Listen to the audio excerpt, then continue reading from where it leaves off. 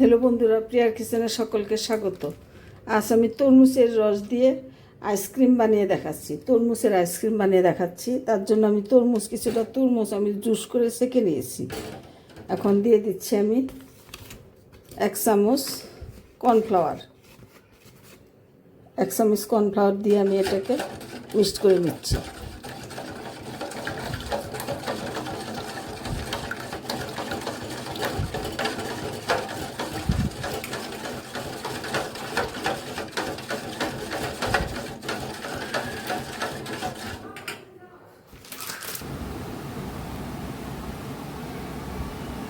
Hello বন্ধুরা, আমি তরমুজের যে আইসক্রিম বানাবো সেটা আমি এখন আইসক্রিমের মোলের মধ্যে তরমুজের জুসটা ঢেলে দিচ্ছি।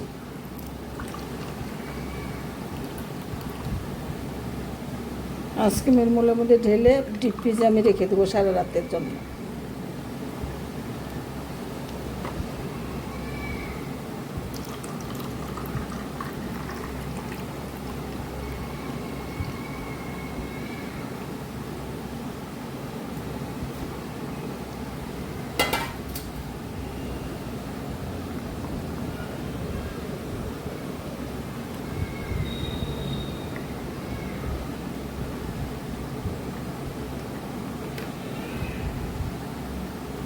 এটা আমি এখন সারা রাতের জন্য ডিপ ফ্রিজে রেখে দেবো। তোমরা দেখতে থাকো, পরবর্তী পর্যায়ে ফিরে আসবো।